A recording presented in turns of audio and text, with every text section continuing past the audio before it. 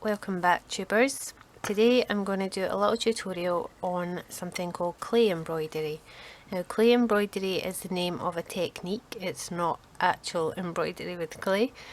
It's this technique here where you put raised 3D clay on a cabochon or a clay base and make this sort of applique pattern, as you can see. And I think it's a really beautiful, really sort of sweet method of making really pretty cabochons. So if you keep tuned till the end of the video, I'll have pictures of a whole bunch of them that I've made. These are only just small examples. And the first thing to do is get yourself an assortment of clay colours. And I'm not somebody who often works with clay, so I don't have a huge clay collection. What I did do was I went onto eBay and I found this 24 pack of small little bricks for about £5.99, and it was free postage, and it gave me a good variety of colours. So that's all you really need. So I've got my clay colours. You're going to need some tools. You're going to need some sort of tool with a rounded edge. Now this is a nail tool. It's called a dotting tool or a ball tool. You could use something similar, even a cotton bud if you don't have. Something pointy, like this is a dental tool, a needle or a cocktail stick. Going to need some sort of blade, and I just have another size of dotting tool. And if you want to apply any glitters or mica powder, then a nice soft brush with a really fine point. You're also going to need just a flat blade for scraping your clay off your surface. Now I'm working on wax paper. You can work on glass, on a silicone mat, it doesn't really matter. I'm just working on wax paper. And you're going to need, if you want to work on some sort of base, like a bezel, you're going to need a metal bezel or metal cabochon or whatever you call them where you're from. Now we're going to be working on a ring. This is a ring base. I got a bunch of these on eBay, and it's a wide setting for gluing on glass cabochons, and I just think they're a really good base. Now I did start this video already, and this is as far as we got, but unfortunately my video decided to die on me, so I'm going to start again. You take your first colour, which would be your base colour, and you want quite a generous lump of this, enough to fill your bezel. Now you don't need a metal bezel to start this, you can just do it straight clay on your mat and start working on clay and just add an eye pin later, or glue it onto whatever you want. You want to push this into your bezel. You want it to be domed in the middle, and you want it to be thick enough that when you're adding your design, you've lots of places to poke tools without hitting metal. Now you could add some liquid clay before you put this on, or some glue to make sure your clay sticks, but I tend to find with these little ring bases, as long as I get them right to the edge, I've never had any come out. I like to rock them in the palm of my hand just to get that dome in the middle, and then you can just smooth it out. At this stage it's not too important how smooth it is if you're going to cover a lot of it with your design. Okay, so once you've smoothed it out, you want to clean that off your hands. You want to decide on your design. Now I love these under the sea designs, but I equally love the sort of floral, flowery leaves and stuff, and these are actually really simple. They look really hard, but they're really simple. So what I'm going to do is I think I'm going to show you on two rings, a florally one and a sea one, sort of at the same time, just to give you some of the ideas how to make some of the shapes. Now I'm going to start with the flower one.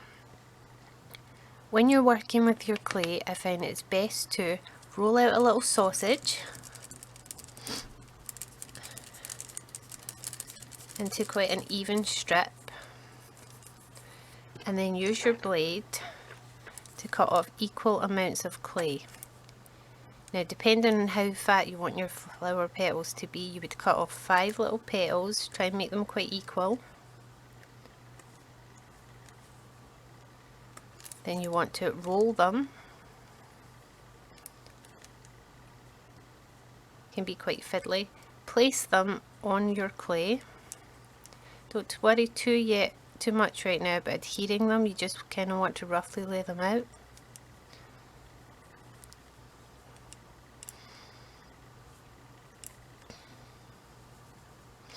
I'm starting to get a cold, so excuse my sniffly noise that I'm making and my kind of blocked up voice. Okay, so once you've got them generally where you want them, you want your pokey tool, which is your pointy one, your cocktail stick, and you want to push into the center but leave the outside untouched, and it'll just make a little petal shape. You want to do it all the way around, turning as you go. Then you want to take your ball tool and make an indent in the middle. You want to take the colour of clay that you're going to put in the middle. I see a nice pink in there, that'll do. And keep all your little scraps of clay. You want to take your little bit circle and put it in the middle. Press it down. Now every time you add clay, you want to make sure it's quite firmly pressed down so that it sticks. To make leaves, it's the same again. You just roll out a little sausage of clay. Now make sure before you start that all your clay is well conditioned. That just means knead and warm your clay and get it all nice and smooth and soft before you start. It makes it go a lot faster. So I'm wanting 2 relatively big. Now to make the leaves, it's the same process. Most things start with a ball. Roll it into a ball and then just roll, one end into a point. Doesn't have to be a great huge point. And I'm going to add 1 leaf here. I think I'm going to do another one. I'm going to put this down before I hack off my fingers. Roll a ball. Excuse the state of my hands and nails. I've been working non-stop this last few days. I'm getting ready for a big event. And my nail varnish has seen better days. And unfortunately working with clay means a lot get under your nails. And it's very hard to get it off. So that was how to do leaves. Okay, so this long thing here is the beginning of tall grass or stems. So I've got a little tiny bit of light green here that I was using for that. I just roll it out very thin. Now when you're rolling out your sausages of clay, don't press too hard. I found that light pressure actually makes for a much nicer, more even little length of clay. If you press too hard, it all curls up and goes a bit wonky.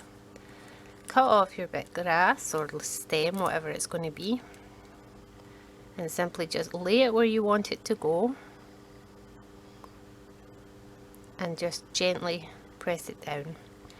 And then I'd like to make the edges flat to the ring base.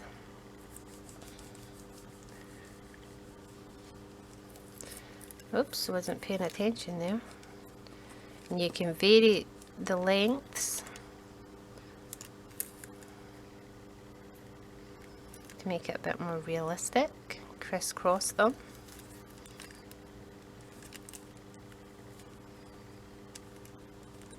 I don't start with a set design, I kind of just make it up as I go. Okay, so this would be my, oops, didn't want to stick there. Okay, this would be the basis for another type of flower. For this one, I'm going to do it in purple. So for this type of flower, this is the easiest of them all. Once again, roll out your little sausage, cut several equal little I'm going for 7. Roll out your little balls, if your clay wants to play, that is. And you're going to position them starting at the base of your stem, one on each side, as you work up the stem.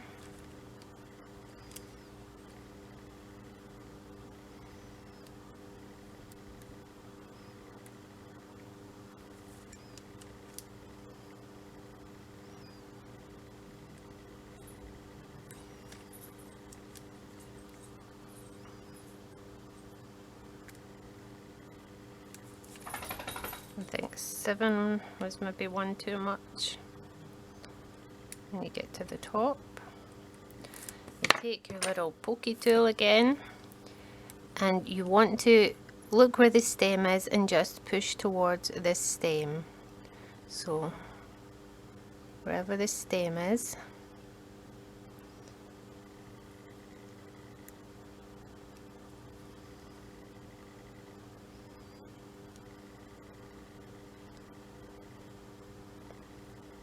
and that makes another type of flower. Okay, there's one more type of flower that I'm going to show you before I move on, and I'm going to do it in a little ball of pink. Just so happens I have a little ball already. Now with this, you need to put your ring down, you need to press it flat. Now put it on your surface, and you want to cut out 2 little triangles, leaving 3 little points, like so. You want to get your flat blade so you don't distort it. And get your little tool back. It's not going to stick to my tool. And you want to just place that into your, oops, it can be quite fiddly. I'm going to put it at the side actually, into the edge. Then with the smallest part of my ball tool, I just like to go around the edges, pressing them down, just make it a bit neater. And then to finish that one, I like to take some clay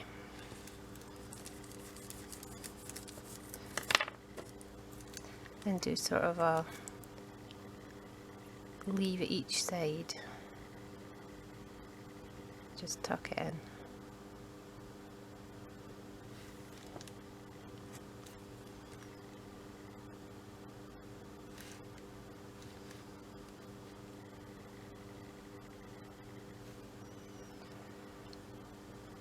Okay, now to finish this ring, I would just add some more flowers, fill in the little spaces. I like my designs to be quite full, so there's hardly any background on show, and you don't need to leave your background plain. You can texturize your background, you can make it really cute. Okay, I'm going to show you a couple of the C shapes. As you can see, the vines are pretty much the same as the green leaves, except I twist them as I put them on. The little dots are the same as this plant, so it's really just the shell, the starfish, and this little shell here that I need to show you. So for the starfish, I'm going to take some orange clay. I'm going to take quite a generous amount. You're going to roll yourself a ball, and you're going to flatten it down, but still that it's a little bit thick. It's quite a dirty side of the clay. Then you're simply going to cut out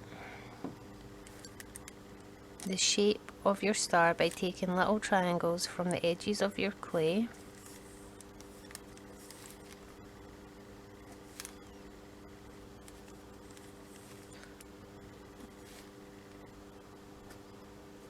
Just pull them out as you go. And it doesn't matter if you don't get it perfect.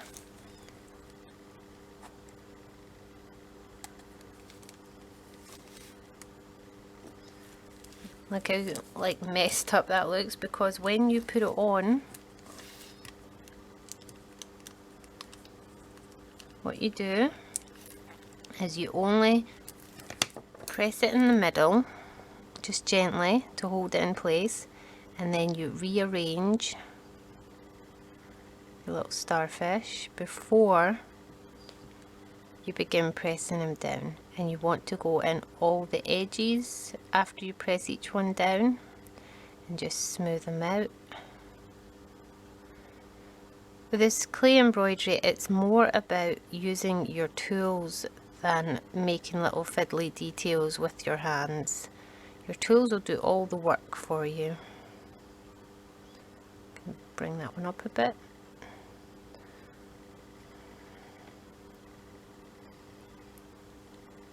And then flatten him down so he's a bit smoother. This is why you need your clay to be really soft and conditioned, because it's easier for you to work with the little details if you've got a nice soft clay. Okay, so once he's on, I like to put some dots down him.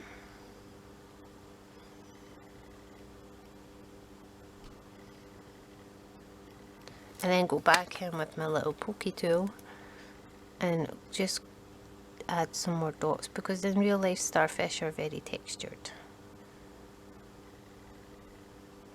Okay, for the seashell, take a colour, just getting a colour from my little thing.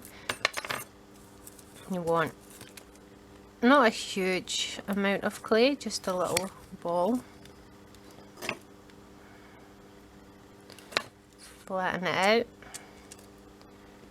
Use your blade to lift it up. Place it on your, you want your pokey tool, and you want to point your narrowest end to the base of your shell, and you just want to do a line, equal spacing, and then with the base you just want to bring the edges of the base in like the base of a shell, and there you have a shell. Now the last shell that I did, you can see a little bit that I'm not happy with. The last shell that I did, I'll pick another colour. I'll do it in this lilac. Was 3 or 4 little balls of clay. So I rolled out my sausage. My first ball of clay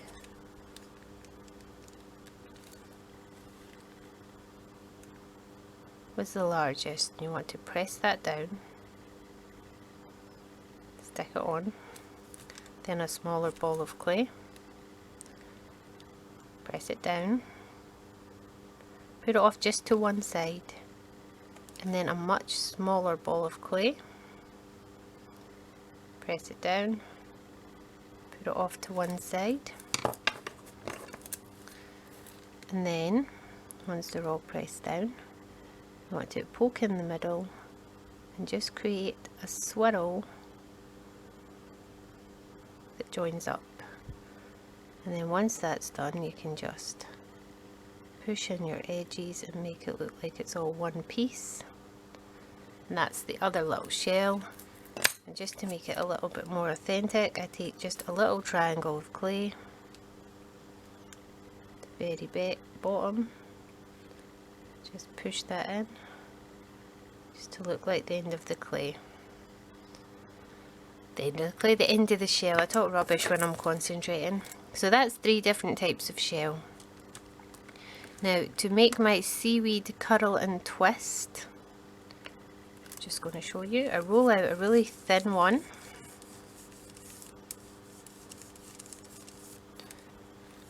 Not very thin in the middle. Getting a bit too thin. See, that's what happens when you press too hard, it curls up. Okay, I start with a really thin one. I join it at the bottom, and then I quite literally twist, and just any bits that are not sticking to my finger, use a ball tool to kind of push it around the way you want it. And that's how to make it sort of curly. I mean, there's different methods, that's just the method I use. Okay, so I guess that's pretty much all the methods.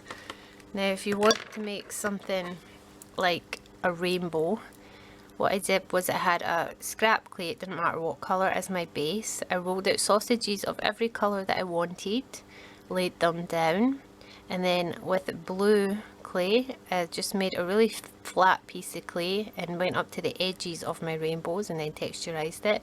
And these are all just big circles flattened out and laid on top of each other and texturized. So it's just basic techniques that you can use in many different ways. You can add colour on top of leaves, and this one, if you notice, it's really shiny. All I did was take Parallax powder and a fluffy brush, and I just lightly brushed over it before I baked it. And this one,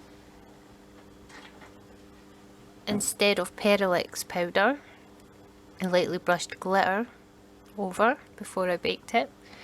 And when I'm done, and when they've all been baked and they're nice and cool, I lay mine out on a flat table that I have out back, and I just seal mine with acrylic spray sealer. I just find a spray gloss is a far quicker way to seal all the little intricate details without missing any out, and it just looks fabulous.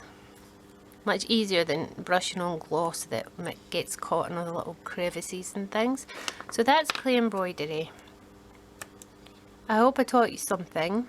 I hope you learned something from this video, and if you stay tuned, there's going to be a bunch of photographs right now of pieces that I have done this past week. If you liked this video, click like, let me know if you want to see more of this kind of thing, and see you later. Cheerio, bye!